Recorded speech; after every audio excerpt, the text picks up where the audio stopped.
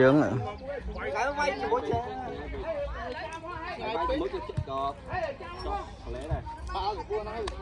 Chôm cái lá con mới nó rất là xạ. Lá con mới nó rất là xạ, đang vay khlang đôi xạ đây. Mơ súng mơ xạ môi mà. Ồ này. Hồng đá.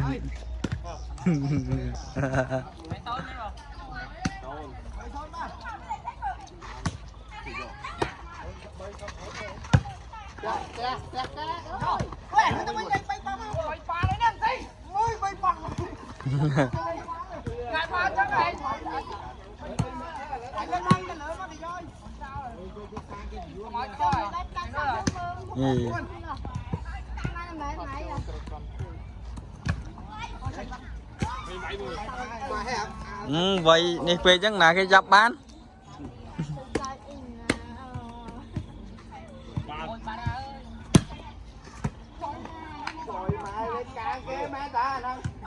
Trong smart chập vì khối.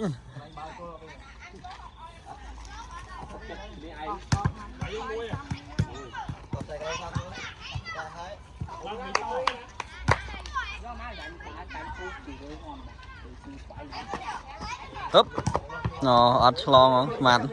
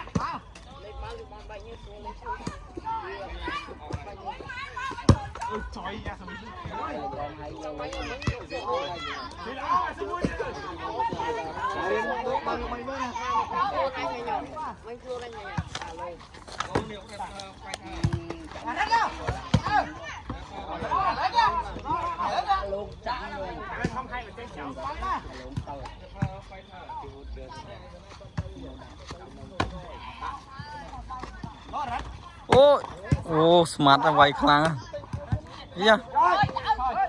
Ô bạch ba lưới.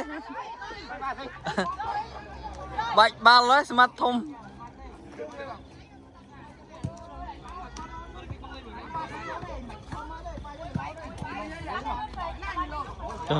Cho mấy chơi mấy cái lá co chụp vào đấy.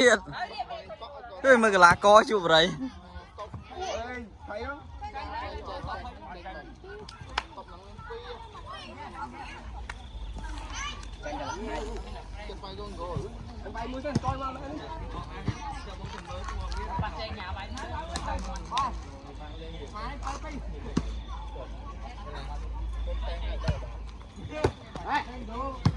Ô bạch bao cái tay.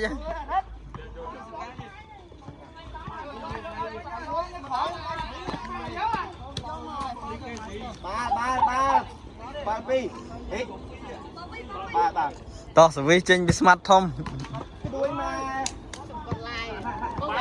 Đó thòn.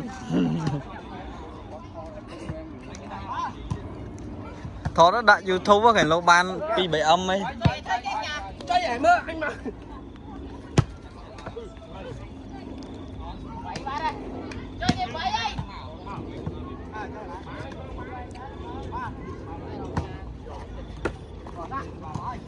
Ô bạch ba tích.